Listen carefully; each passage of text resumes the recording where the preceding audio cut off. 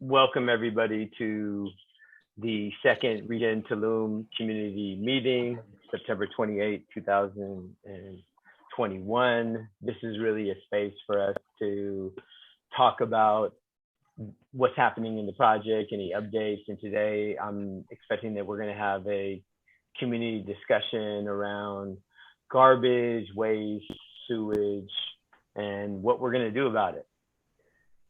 Let's see what the agenda is.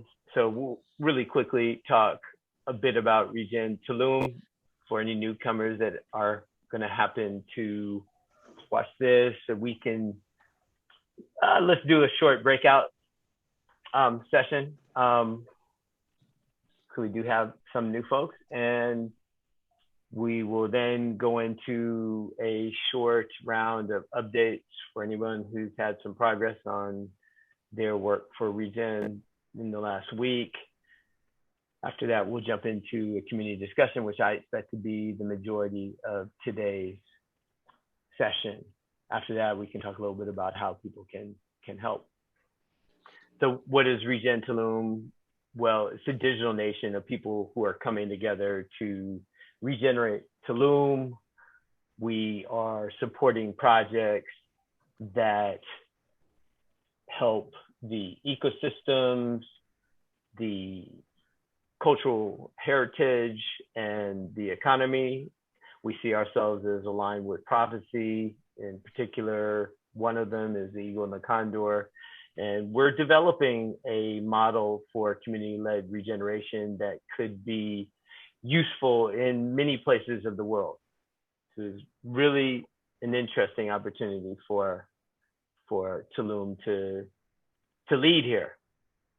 This effort includes a decentralized directory for regeneration in Tulum, more or less a Yelp for regeneration in Tulum, decentralized public works. So in other words, the community coming together and deciding what projects need to get done and getting them financed. We're going to have a decentralized community currency that's going to funnel money to a fund for decentralized projects, which will be voted on by the membership. Our website is regentulum.com.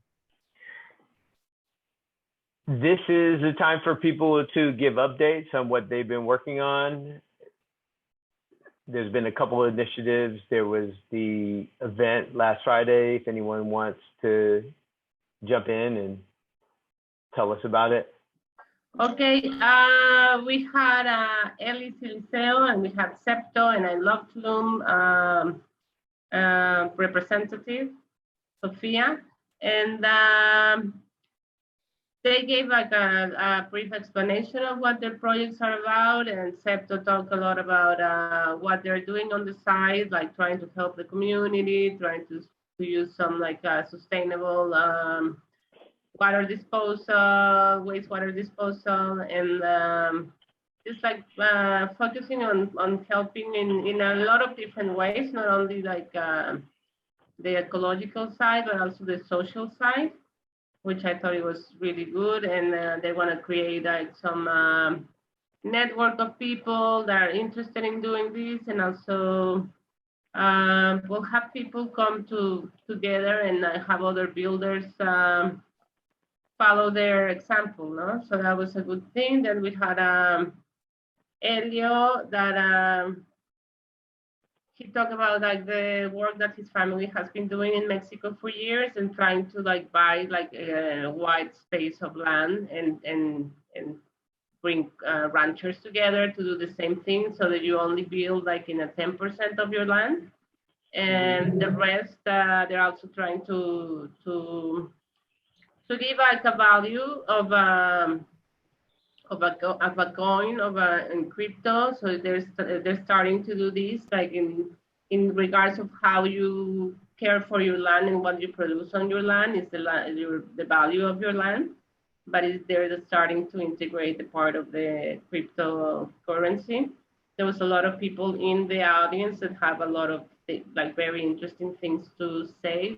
Unfortunately, we had like the worst audio for that meeting, and we had just one computer, so if you were on Zoom, you couldn't really like see the presentation and see the person who was talking, and we didn't have microphones, so there's a lot of things that we improved in that matter. But there was the good thing is there was a lot of interest.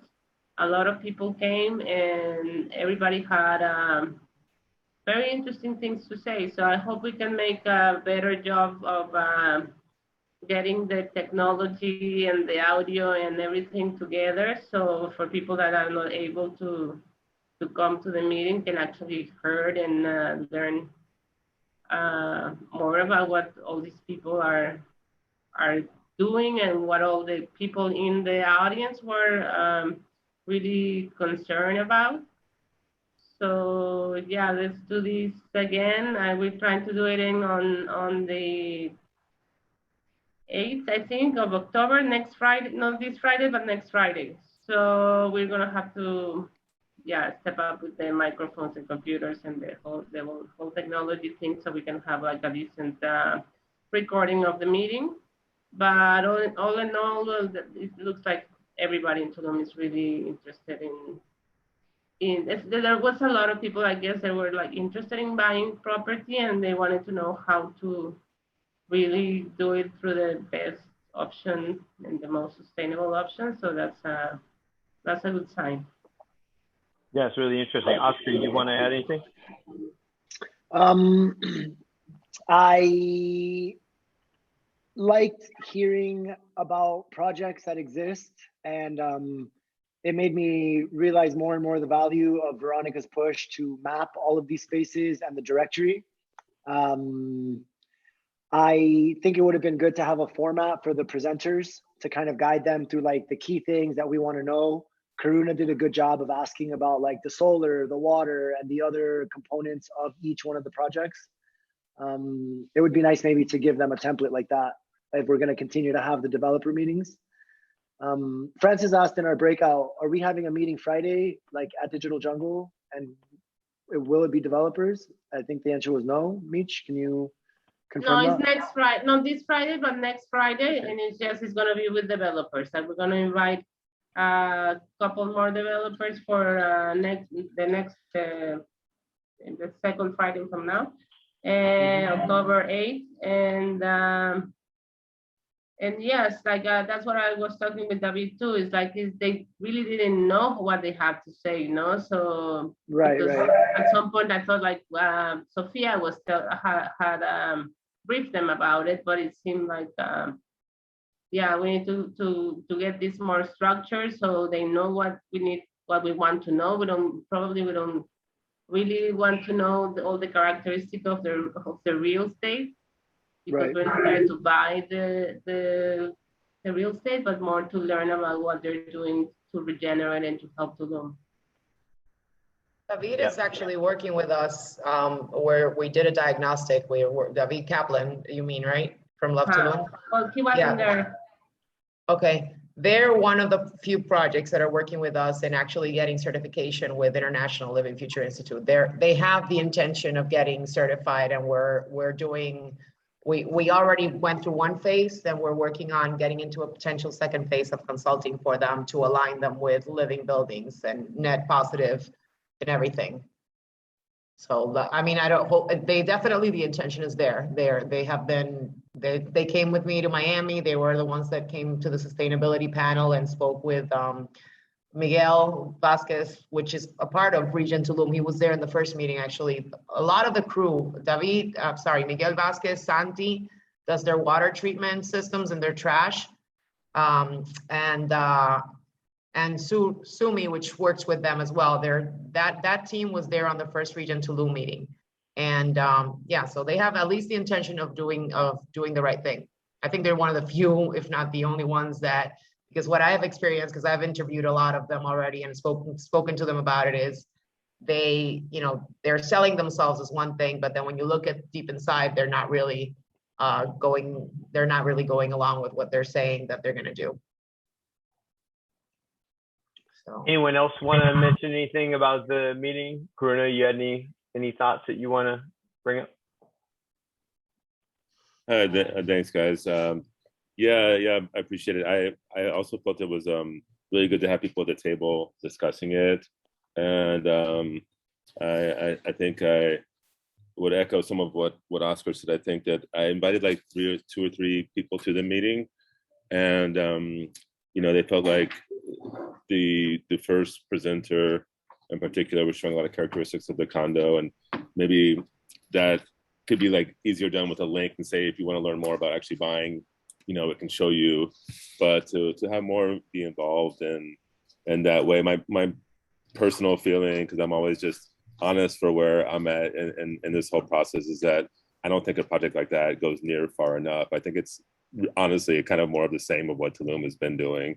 It's like one little piece of the puzzle, but everything else is kind of similar, and it's not far enough into that. And it's not a knock on her presenting or what the company's doing at all. It's just that I feel that it's a step in the right direction, but it could go a lot deeper. And I think it's some kind of template about engaging in certain things. That's why I sent the link to the group on the next day.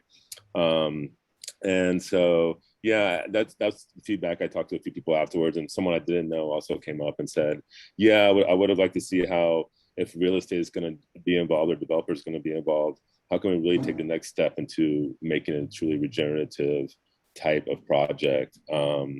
And with Eli also, I felt that he had good things to say, but he didn't have as much structure around it and things like that. And I feel like we're all learning together as a community how to best bring these people to the table and have it be a really value added situation and proposition. So I think developers are definitely a really big piece of this puzzle. So it's definitely super important to keep them engaged and and give Luke feedback too of how we can improve maybe the experience for everyone going forward in it. So I have some more to share on other solutions there, but I think that was my input in the meeting. I did enjoy coming and meeting a lot of people there.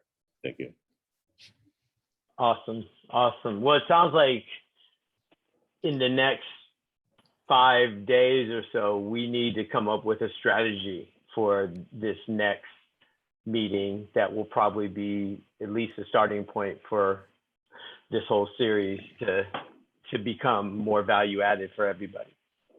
It seems like there's a lot of potential. I think we've definitely striking an area that people have a lot of interest in and can get a lot of value. And now it's just a matter of us really evolving how we go about it.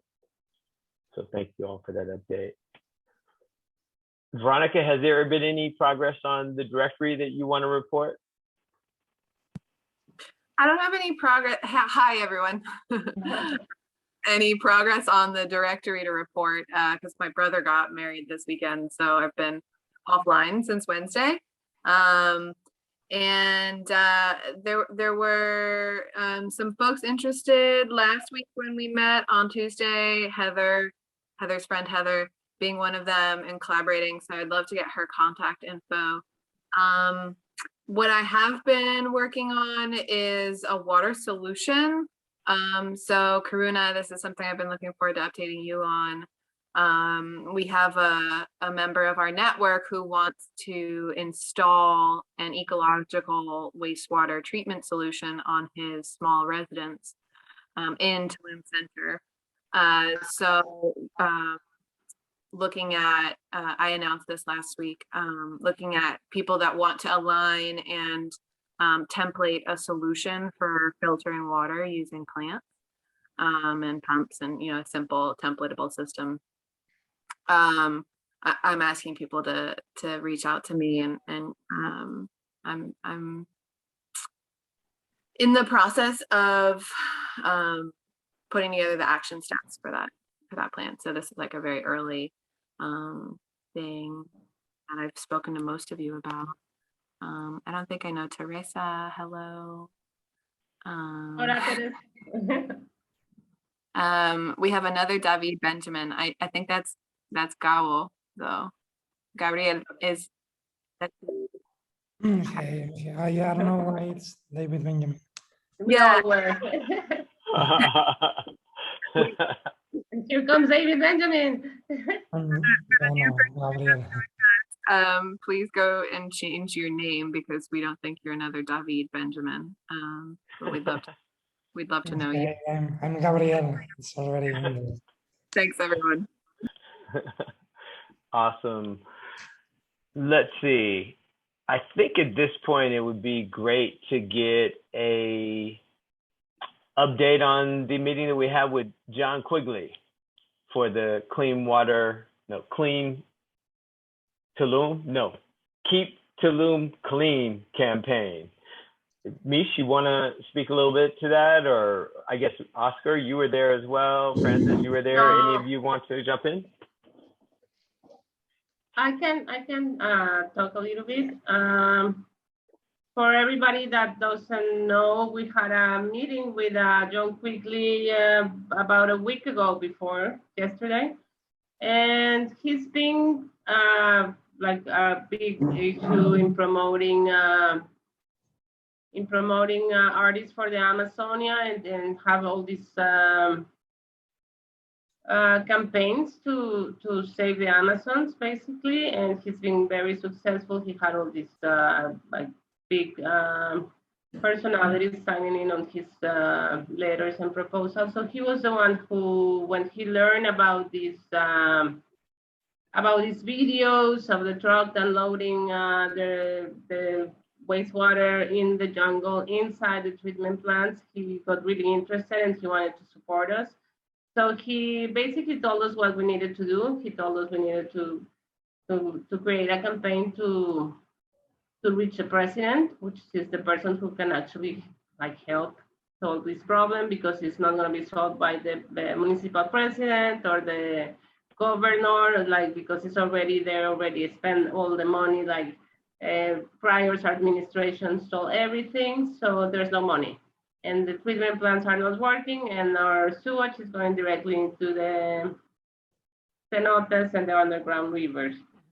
So he advised us to do a deck and to do a letter for the president and to do a letter for people to engage people to support us in this campaign. So we did that, and yesterday we presented everything that we did. So he was very pleased with the work, but obviously he had a lot of good advice and good input for us to change the wording of some letters and to change the way we can create more impact. We also did like a key player list of the people that we want to engage in Tulum or in Mexico or in Central or in international, you know, these are people that have been coming to Tulum, that care about Tulum and have a huge impact. They have a huge following, and they can actually help us promote this in a really big way. So we have created that. We are doing by now everything that he advises us to do, all the changes, all the edits, and we're going well in a good direction with this. So we want to launch it, and we want to have all the community help us to actually become something that all Tulum wants to support and stand behind. So that's my take on what happened yesterday. If it's helpful, I could go through the deck really quickly, show people what we have, and I think that might be a quick way to give an overview. We could then jump into the community conversation around the garbage, which I think is important given what happened earlier today. Does that make sense? Do people want to see the deck or? Yes. Yes. Yeah? Okay. All right. So I'll do it quickly. It isn't actually a very long deck anyway, so, but I won't belabor it. Let's see. Okay.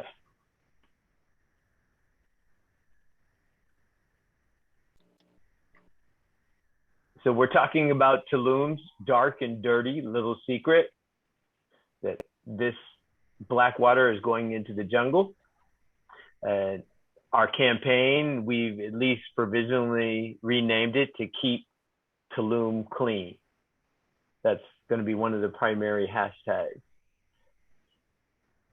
Tulum has 2+ million tourists per year. It's seen as a top eco destination for a number of reasons, including the second largest underground river system and the second largest reef as well, or maybe it's the largest underground river system. It is the largest, actually. Okay, so we need to update that. Yeah. Tulum is also growing at 5% per year, and there's some things that can bring even more people to Tulum, including land, airport, and a train. But there's a dark and dirty secret that could actually destroy the ecosystems and the economy. And that is that 3 of the 4 water treatment plants in Tulum have been out of service for more than a year, and that the trucks are dumping the wastewater directly into the jungle. And what does that mean? That means it's going into the world's largest underground river system. It's going into cenotes. It's going into wells. It's going into the reefs. It's going into the ocean. It's causing damages along that entire path. And that manifests in the white plague with the reef, the proliferation of sargasso. There's been some disease breakouts. I think Mish was talking about one at the beach. So there's a lot of things that happen because of that. This is simply adding to a problem that already existed, which was the garbage piles in the jungle. Some of them are authorized landfills and some of them are unauthorized.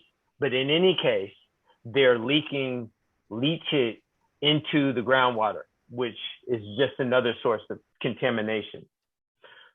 Clean water is obviously essential for well-being of anybody, and certainly for the Tulum community, for families, tourists. If we want business to be thriving, nature, we all need clean water. Tulum really does not need any more bad press. There's been a lot of violence, and there's some press not so good around the coronavirus. When we're going to ask the president to step up and take action to protect Tulum, the ecosystems, and the economy, we're seeing it in 2 phases. So there'd be phase 1, which would be allocate the resources necessary to restart the sewage plant and put in place community monitoring as well as intervention targets or triggers, so that if the plants are not online at a certain level of efficacy, that there would be some kind of interventions that would automatically be taken. The phase 1B that we'd like to see happening around the same time, both of these being stopgap measures, would be to allocate resources to clean up the jungle, landfills, and garbage piles. Same type of community monitoring and intervention triggers as well. So once we've got things somewhat in order, stopping the bleeding, we want to see a phase 2 where there's an implementation of a holistic sewage master plan for Tulum that includes incentives for regenerative development, education, as well as this community monitoring and intervention triggers. How can people help? Well, we're going to have an open letter to AMLO, the president of Mexico, and we are looking for endorsements, especially hotels and businesses, as we think that those businesses and their associations have a lot of weight when it comes to dealing with the executive branch of the government. And we're also looking for people to support in the various ways that we're going to move forward with this Keep Tulum Clean campaign. A lot of it has yet to be announced. Some of it has yet to be even thought of. That's where we're at. We're going to be giving that presentation to John Quigley, the environmental activist that Mish spoke about earlier. I think at this point, if there are any questions, that would be a good use of the time. And then after that, we can go into a community discussion. I had one question, David. Gabriel, go ahead if you want. Yeah, sorry. I have a question.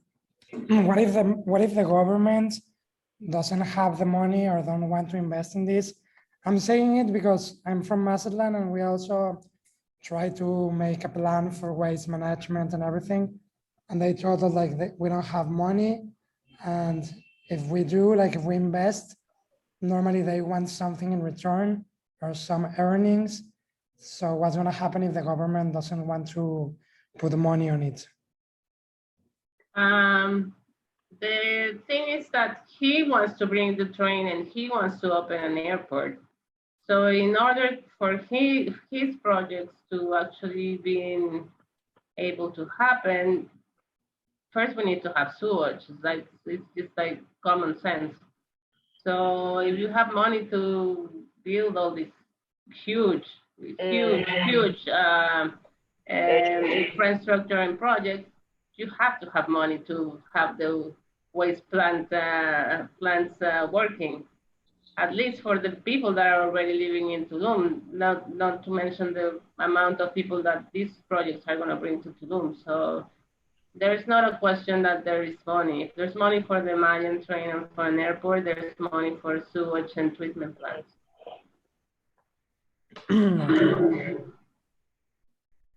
Yes. Do you have just a couple words? Would this be possible to fund with green bonds, like what Regen B is researching right now? This master plan?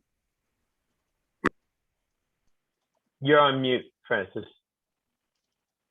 You mean with the landfill? Like what David presented in the slide deck, how there'd be a master plan for wastewater, waste management. Yeah, like with us, there has to be a project proposed, or at least we have to start analyzing like what we've done so far. And when I sat down with, which was the person that actually started talking to us about this, we looked at a number of different projects that were supposedly some of the organizations already had in the works, and wastewater was one of them. Obviously, trash was another one of them. And the first one that was selected was the actual landfill.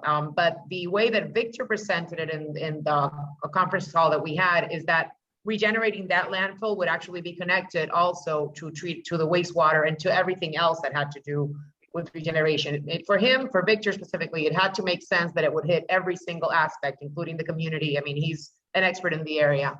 But right now, the current situation is that we're sort of waiting to see what happens with the new government, because we can't really move and do anything on it until we find out if we can even work with the actual landfill project. And then what Victor suggested to Olmo, because he was the one that has been leading us on that, is we need to sit down and talk about what other projects can be introduced and have a plan B or plan C in case we cannot go into that one. But the idea is, to analyze if there's anything at all that has been done now, if there's any plan that has been presented in the past to take on as a template, or if we have to build something entirely new. So I think this is a call for plans and a reminder that there is a lot of funding that governments just don't know how to access yet, and we can work on the plan, and the funding will come. So thanks for that question, Gabrielle. Yeah, and it was essentially because of that. It was like, well, this is money that is not going to be handled. I mean, it's going to come. There has to be somebody in government that is going to be sort of aligning with it, but it goes directly into the projects. It's audited. So it's not like they have to take money from something else or they have to raise it. It's there. It just has to be done in the right manner. It has to be presented, and there's a number of steps that come along with that. We haven't involved our lawyer yet. So that's very high level to get her involved. So we need to be a little bit more advanced.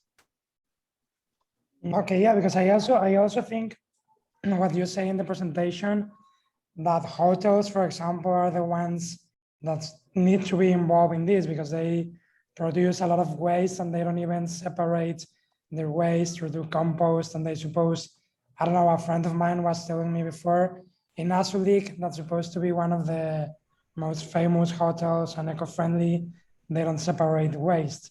So wow. I think hotels need to be the first ones. I mean, government for sure in investing in infrastructure and everything, but also hotels that are the ones that receive all the tourists and all the people. They should be acting now, because they are the principal attracting tourists, and they don't even manage their waste.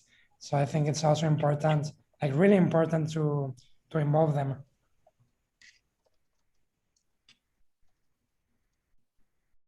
Karina, you were about to say something earlier. Yeah, piggyback on what Gabrielle was sharing. I think it was partly a question and partly a comment. One of the question was really, that we know how many hotels, for example, are actually directly connected to the wastewater system, even if let's say the best case scenario, all 4 systems come back online, how many of the establishments are actually even connected into that system with piping, etc.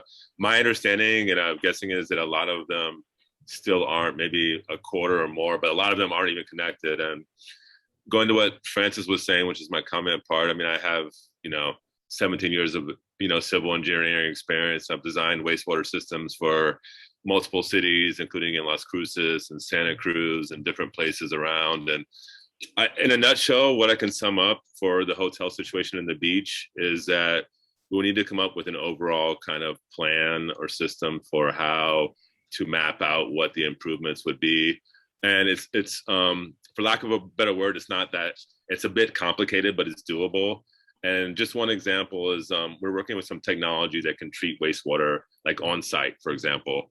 And you just need to they use this technology, for example, at Boom Festival, and it's a bioenzyme that turns any wastewater into pretty much fertilizer that can go clearly into the land. It's inexpensive. It's super easy to apply. You literally pour a cup of 10 ounces or, whatever it is into the tank. But I talked to some of these hotel owners and, not shockingly, a lot of them don't even have proper holding tanks to contain their own sewage.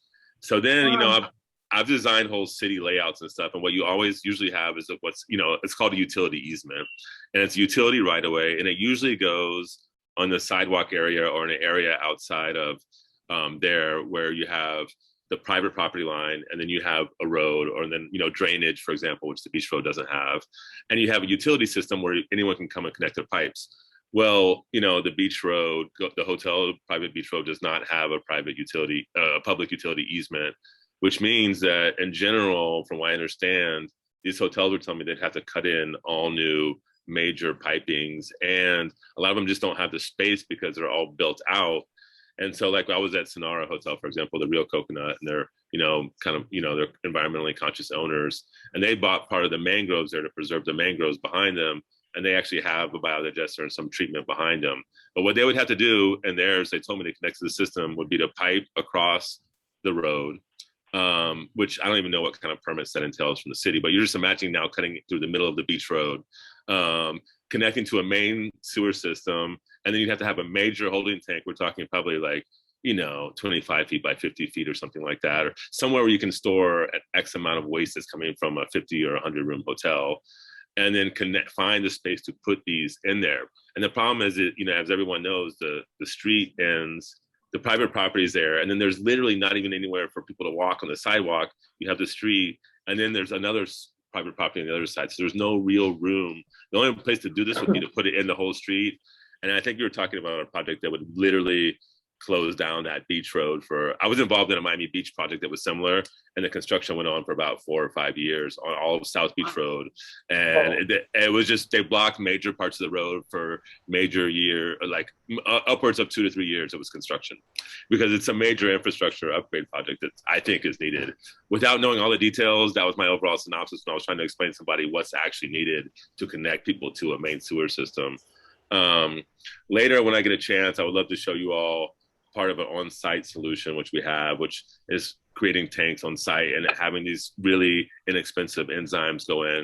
Like I said, they use them at Boom Festival. There was 50,000 people there, and literally the shit doesn't smell. It eats up the enzymes. It turns into fertilizer. It helps the soil. It can go into water. It can go into wastewater. And so I think maybe a multifaceted solution, because the issue comes with the hotels is, again, who's going to pay for it? Well, obviously the hotels should pay for their own wastewater solution, but like the one owner told me, he says, they went there in 2015, and he says the administration was about to go out, just like this administration.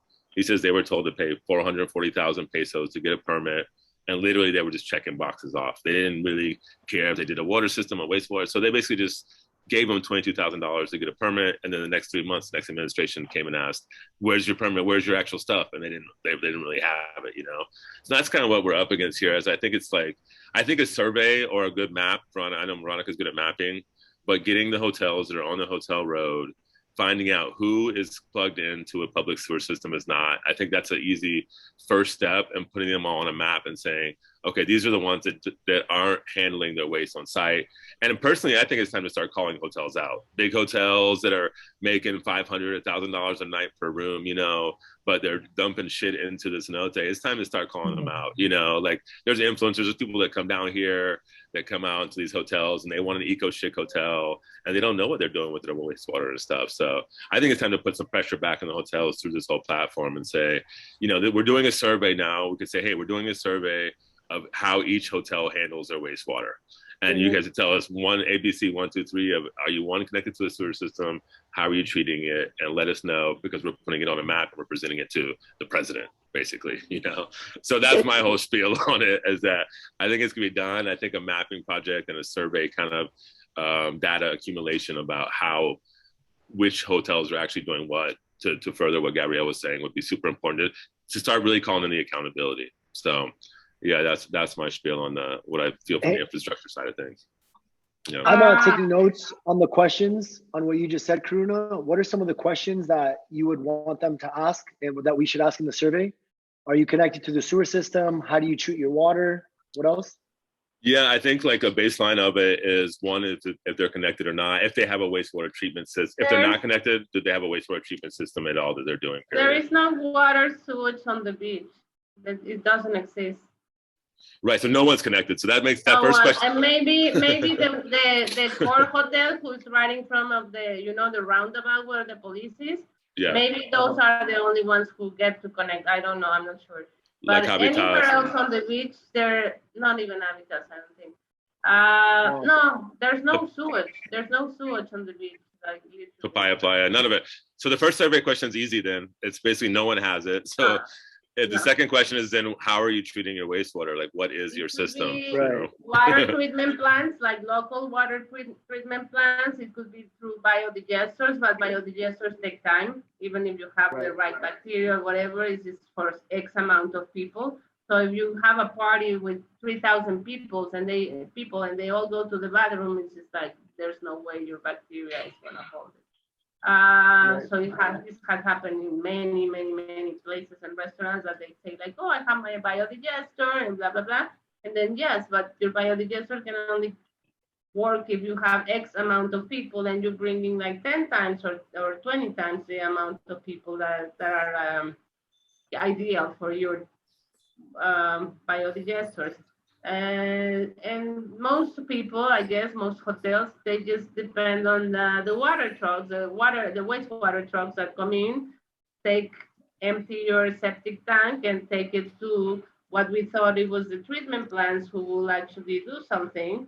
And you pay a lot of money because it's not cheap, no?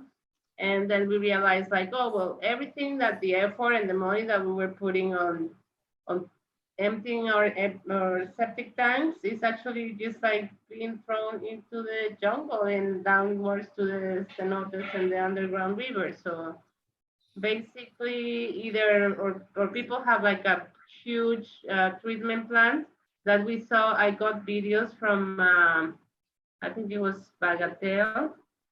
They have like this huge treatment plant, but it's not working because they have so much people that or even a treatment plant is like, oh, I cannot keep up with this amount of waste that is coming, and I don't have, which I guess is what's happening to other treatment plants of Tulum. And now because they closed they were not working and they find out that they were dumping this on this jungle, so they closed these ones that they were not working. So they sent all the trucks to the Akumal plant. That was the new one. And they decided to open because of this emergency. And now the Akumal plant is overflowing because of course you're giving like all the load of the other treatment plants, like what's gonna happen? Like, so it's just, it's mind blowing. And it's heartbreaking that like this is happening right now. for a year, apparently. Teresa? Yeah, I have. I love a quick comment. I love the suggestions, Karina. And last week I was talking about an environmental impact study, and I think the survey that you're mentioning is what I was imagining as part of that investigation and research. So I'd love to join forces.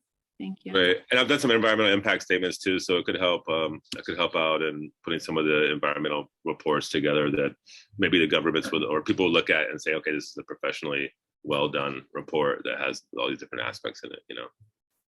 So, Awesome. Another thing that I want to add just quickly is like, this is not the hotel zone. This is the whole town of Tulum.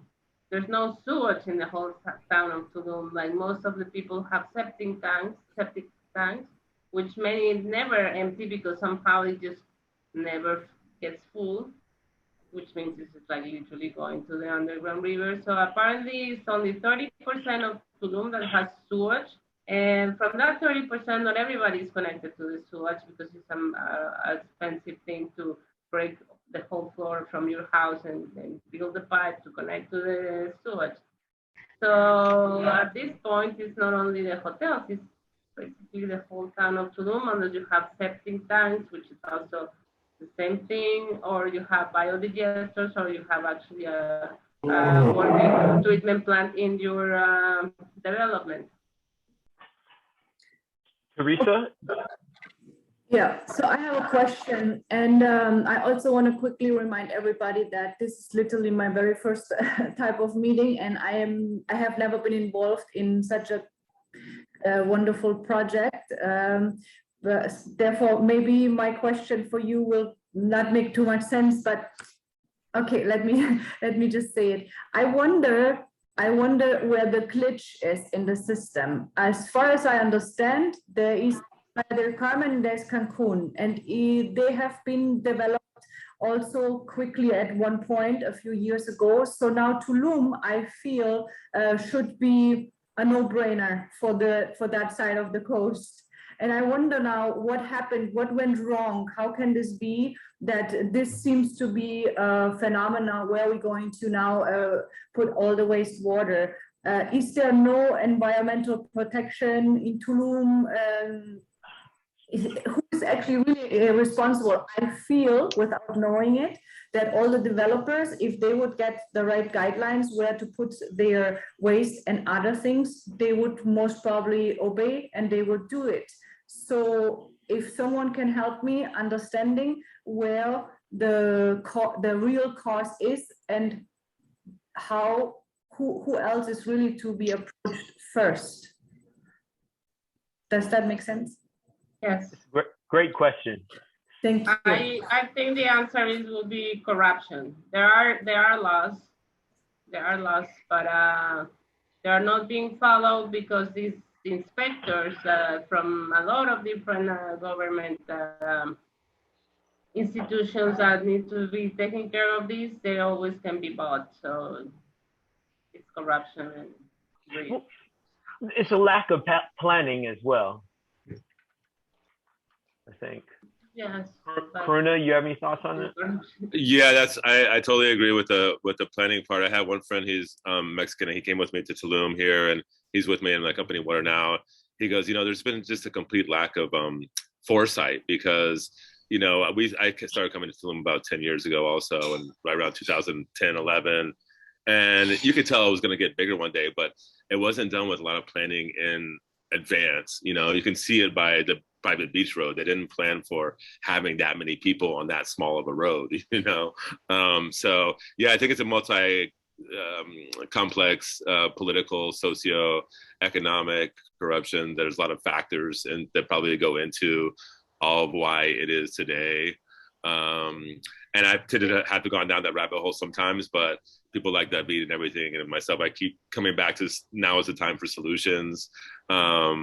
And I really think it's a multifaceted solutions. I don't think just asking for government help is going to solve it. I think it's like the solution is really multifaceted, because if you just blame it all on the hotels, like you were saying, Mitch, it's really a bigger issue. Then we can't put it all on one people, you know, because everyone has to kind of bear the response, including tourists that come and kind of don't really conscious of everything. And just, you know, the consumers are also it's just everyone's part of the issue, I think. But yeah, I'm not a historical expert on how it developed. I've read a decent amount. And I think that the one thing from California that I have learned, because being like an environmental scientist, is that they were overregulated, but the environmental rules are for a reason. And they started finding people that weren't, you know, doing things, and it started working because people were saying, well, you know, it's important how we have a water.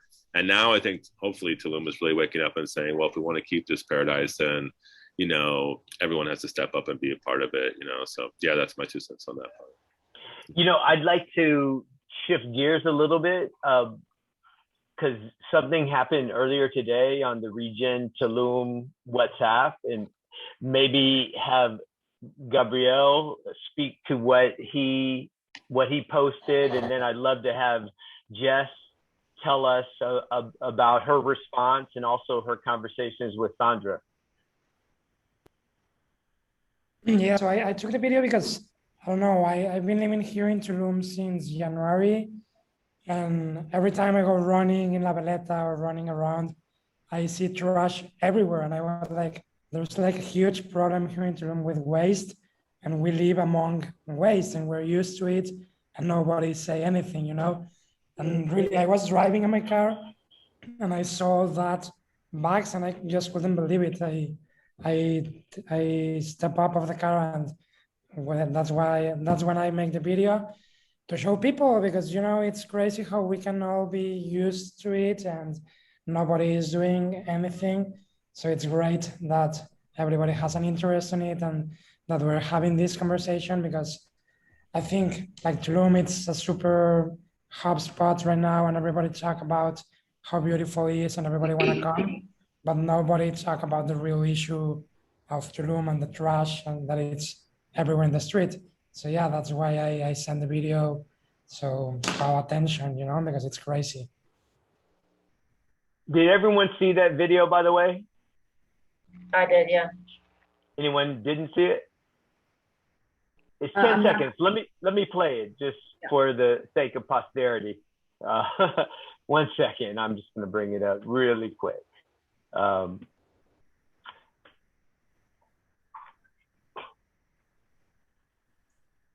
You all can see my screen, correct? Yeah. Okay. Video's not playing, but you can see my screen. Okay.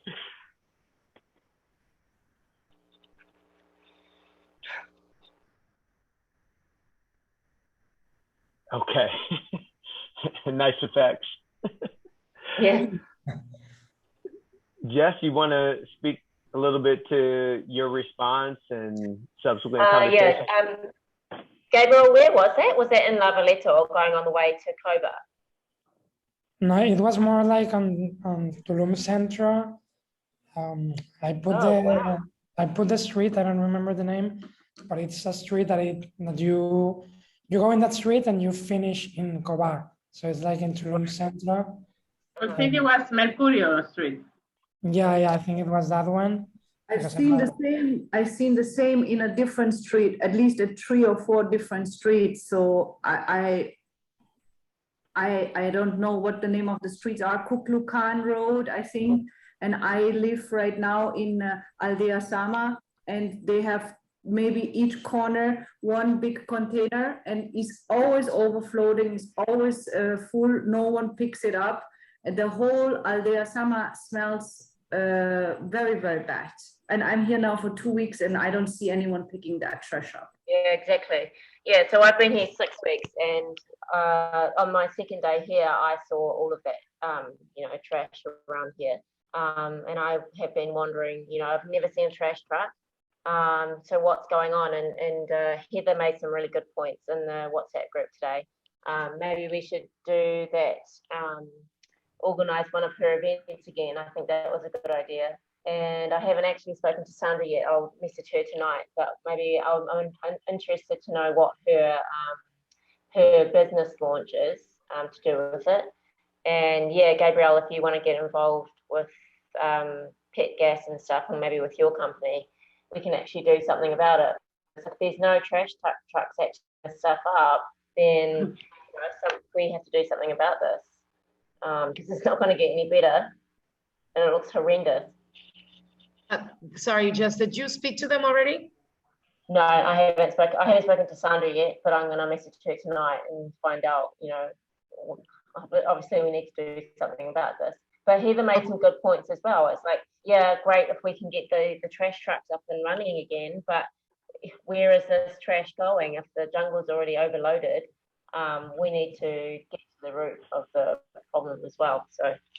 So I spoke to them already a couple of weeks back, about 2 months back, and I mean, try again, because I think they have the response, but there didn't seem to be much interest in creating like the local structure.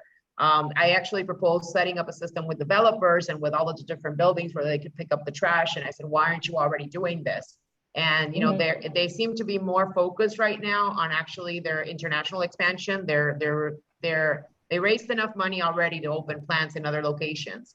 But I think it definitely helps to see if, what needs to be done so that this can happen, and they can actually be involved in setting up the local structure to be able to pick everything up and go through them. But that was my first question. And it was like, well, we're not able to do that. We've tried. I got a lot of I got a lot of get around, if you will. So, but I spoke to, I spoke to Luis, was the person that I spoke to, Lucho. So maybe I didn't speak to anybody else. Yeah, I know Lucho, and I also know Jesus Chucho, which is one of the founders of PetGas. So yeah, I mean, we can propose something to them, because as you say, like, it doesn't make sense to send this trash again to the landfill. It has to be even recycled or transformed with PetGas or someone else that is doing something like this, because there's no space in the jungle for it. So if we propose something, or we have something that PetGas could get involved, I think it's a good solution, because there's so much plastic that they can use and transform it so it's circular. I was maybe I could jump in for 1 minute, because I just had a comment on that. I talked to Sandra a little bit today, also during when you guys were messaging, but I went to the new recycling center in La Valletta, the one that's over right off the main road, and it's kind of a couple blocks back there. And we volunteered, I think, one day a few months ago, and we just went to somewhere on the same where I'm at now at Digital Jungle, this road here, where Gypsy Market is on. And just from like 4 hours, we picked up just tons of, we were only focusing on recycling. But so I guess one of the most major issues when we're talking about any kind of trash problem is that if there's no treatment there, then even pet gas can't do anything with this trash. No one can do anything with this trash until it's separated, because you can't, if you have 10 different kind of things in these trash bins, which there are, like, they're just dumping everything everywhere. Then, you have everything from plastics to drugs, to bottles, to this, to single-use stuff, to just food, because no one composts either. So you got tons of organics with the stuff. And so it's not just as simple as picking up trash, because what the hell are you going to do with all the trash? It's the biggest issue. Like, there has to be a separation facility, because trash can't be used in any kind of capacity the way it is right now. If you bring it to a landfill as the way it is, then there's tons and tons of non-biodegradable things in there, everything from bottles to foam to styrofoam that doesn't decompose within 100 years. And so you just can't put it in a landfill, and you can't just go and try and burn it or something like that, or even use it for fuel without a major operation of separating it. That's my experience from recycling trash. Solid waste, if you don't have a system that separates it up front, you're in big trouble, because who is going to dig through all this shit with plastic gloves trying to figure out what's in these hundreds or thousands of plastic water that's in these bags, So the point that it's in now is already a catastrophe. It's already an environmental catastrophe, in my opinion. It's really, really bad, the situation right now, because all these bags are on the street and no one's looked to see what's inside any of them. And no one probably ever is going to, and no one wants to, So if you don't do that, you can't bring this trash anywhere, right? The way it is right now. Like, if you put it anywhere, it's not going to be done the right way. So I don't know. From my experience, that's why the bins are so important up front, that a lot of people have, like I'm here now at Digital Jungle, they have one that's recyclable, one that's composting and organic, and one that's landfill material. And, you know, if you can get a municipality or a city or whatever to get people to do that up front, then it is 1,000 times easier to try and deal with trash, because then at least you know where to take the stuff. The recycling, you can take it to recycle. The landfill, you take it to landfill. You know, the other compostable stuff, you should be putting it in a compostable landfill. But when all three are together, solid waste, sludge, non-biodegradables, and recyclables are all in the same containers, it's a big, huge nightmare. I don't know any other way to say it. That's all I could say. Yeah. It's a disaster to try and separate after that. Yeah, totally. I agree with you. And I think what it's important is to educate people and to make people like the habits of separating, recycling, and composting. Because even if we do a lot of stuff and we have this amazing project and everything, if people doesn't recycle or doesn't separate the trash in their own homes, as you say, it's going to be impossible, like even with pet gas or whatever. So I think it's important to have like a educational campaign to educate people and make them aware. I think because I was working with Regen Tulum Sustainable when we were talking about, like we were doing surveys about how people felt about solid waste. So we wanted to understand what was the beginning of the problem, how much did they know about recycling. So we went through a whole lot of like thousands of surveys to understand how people felt about this. And there was really interesting things coming out of that. But one of the things that ended up becoming a reality after I left the group was the puntos limpios. So now it was already like part of our program, but now they're actually, I think they're already built the ninth puntos limpios, or the seventh, I don't remember. So this is like just placed in the different neighborhoods in Tulum, so people can go and actually deposit their recyclables, clean, perfect, like just for the company to come and pick them up.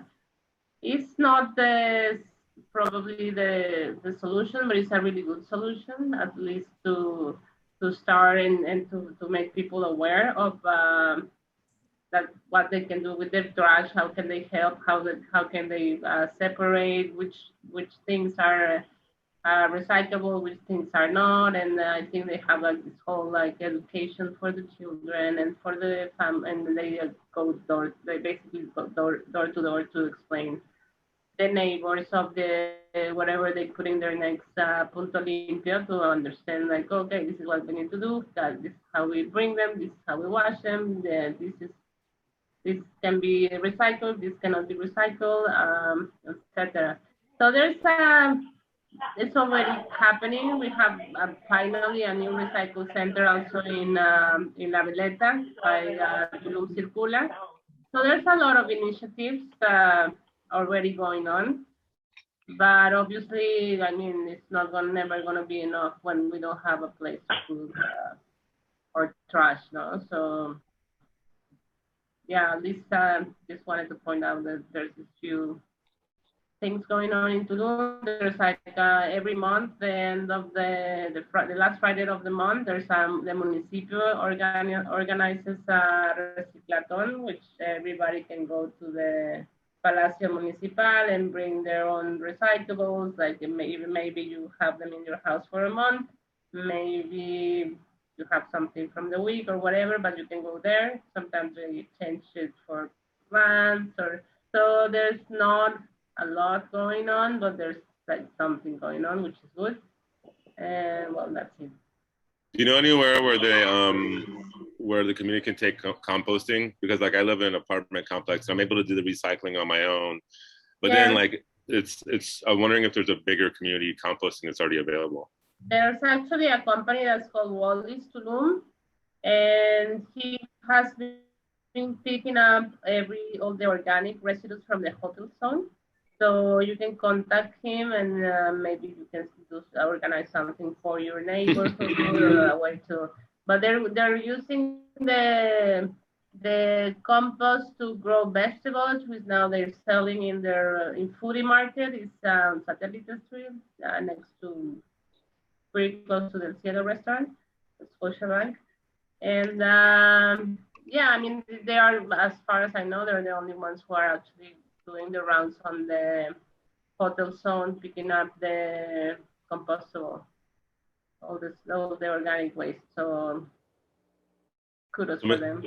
Would that be I think a push also, an initiative would be like for residential or the other 70% of Tulum that doesn't maybe have like a garden to put their composting, where we could do it, like if, I mean, like where it could go, you know, like, okay, we could take it to the jungle or something, but it's hard to compost if you don't have, you know. I mean, in an amazing world,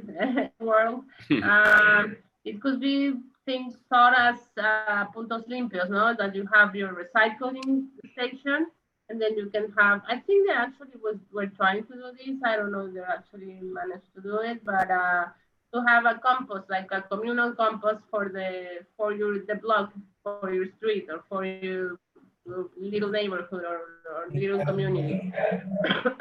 But it's always, I think it's always this on the part of the people, because they're gonna say like, no, we're gonna have cockroaches and dogs and blah blah blah, and so it's always like it's I guess it's harder for people to accept a compost than it is to accept like a recycling station, no? When we start to organize ourselves like this is the first step toward the community composting and the community garden solutions that are working in places like Philadelphia and Seattle and San Francisco. Like as Regen Tulum develops, I think we can promote exactly what you guys are talking about, because it's something that I've seen as a solution all over the world, like a compost and a garden that is maintained by the community. And you're right, Mish, it's the people getting organized together. So I feel we're all on the right track tonight, and I'm just grateful to be here with you all. Mm-hmm. So one of the groups that has a Punto Limpio here next to the Super Aquí, the partner on that project runs a community compost more in the Pueblo. I'm gonna message him and find out if they're still doing that. As of like 3 months ago, they were. So I'll follow up with that and see if we can put that on the grid. Veronica, I definitely want to spend some time with you and track a few places that I have in a spreadsheet, and I'd love to share it all on a map, like compost places, recycle points, and then trash locations where there's been a lot of waste reported and people just drop pins. Well, let's try it this week or next week, like before our next meeting, and Okay. You can help me template how I'm reaching out to folks with that Cool. kind of information. Cool. For the directory. Well, We'll awesome. This has been an amazing conversation, and I think it's obviously just the beginning. Who's taking notes? That's why we record it, right? Yeah. You're recording, yes. You're taking notes. Awesome. Yeah, well, okay, so YouTube is going to transcribe it, and I guess, yeah, I'm hoping that we'll be able to mine this conversation, because there is so much good that occurred here. And, you know, as Karuna, you were saying, it's a multifaceted problem. We're going to need a multifaceted solution. We've touched on a number of different things here today. And I'm just hoping that we can continue this generative conversation and also link it to this larger campaign that we're embarking on, Keep Tulum Clean. Any folks want to kind of give us some closing thoughts, reflections, comments, maybe a minute each, if anybody wants to?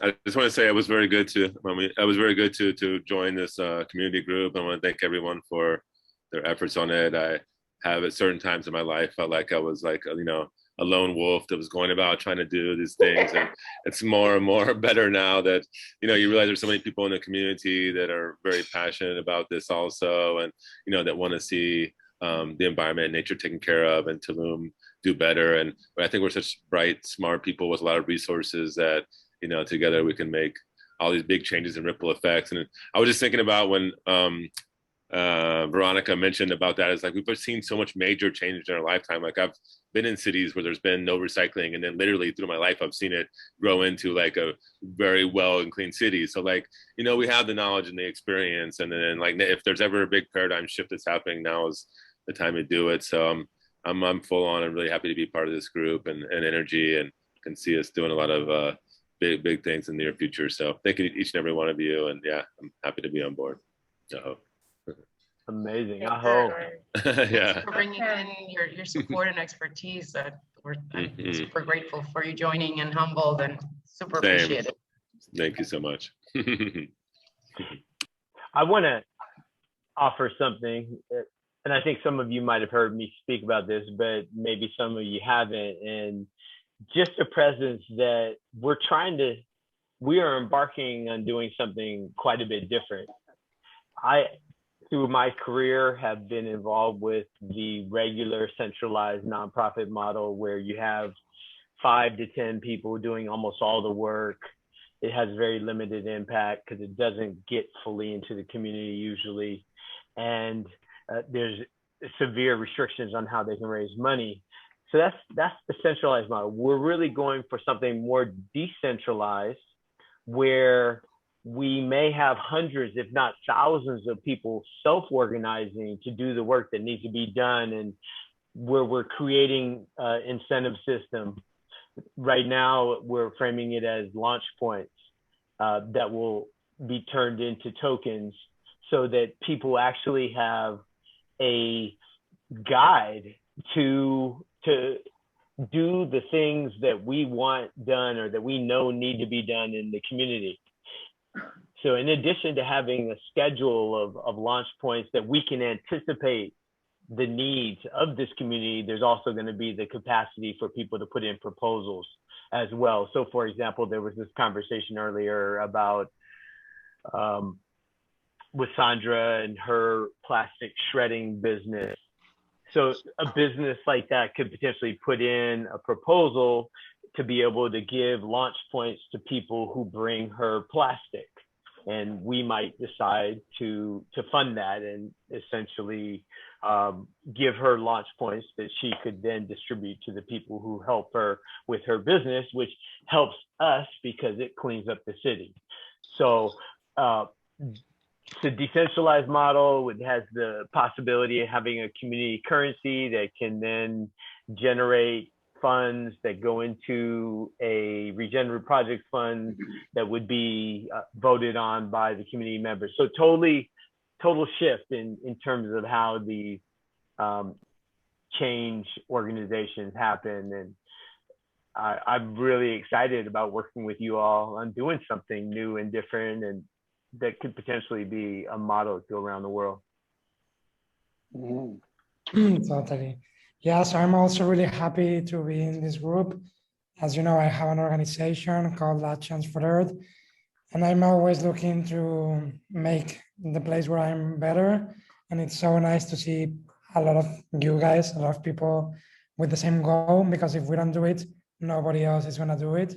So I feel really happy to be part of it, and I'm sure we're gonna accomplish great things. So yeah, thank you all for being part of this.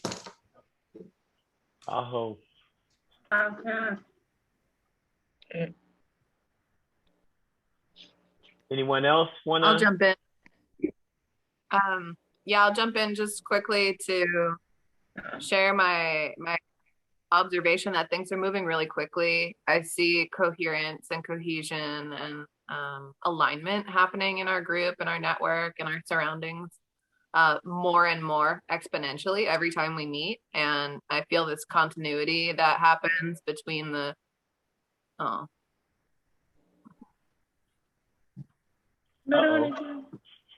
I wanted to hear the rest. Oh no. I think her internet went out, maybe. Am Oh, I no, going she's still here. She's still So here. there it seems. She Huh? knew she was disconnecting. She's But still well, on. I'm gonna get on that thought. Yes, what she was saying, she's about how this has grown so fast and so amazingly. For me, it's incredible. Like yesterday when we got off from John Quigley's phone call, I'm like, dude, like, are we really doing this? Like, this is really happening. It's amazing. So, and this happened in such a short time. So, I guess we must be doing something right. So I'm very, very happy that things are moving, the way things are moving and the way we are connecting with all of you amazing people, because I was not even expecting this. So yeah, let's move forward and just keep working to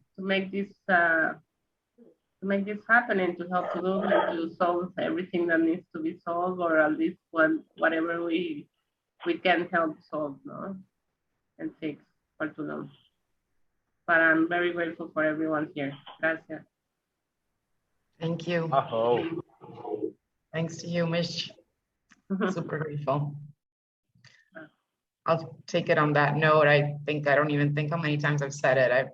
I felt pretty much the same way Karuna did before Regen Tulum. So I kind of did a lot of work on my own and felt literally desperate and frustrated. So I'm super appreciative and super grateful for everything every single one of you is doing. And thank you. thank Can't you. wait to see it all come together. Absolutely. Anyone else want to say anything? Okay. All right. Well, thank you all. It's been a beautiful meeting.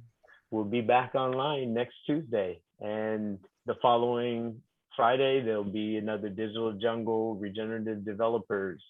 No, meeting. not this Friday. Yeah, next week. October 8th. What time? What time is Friday, 8?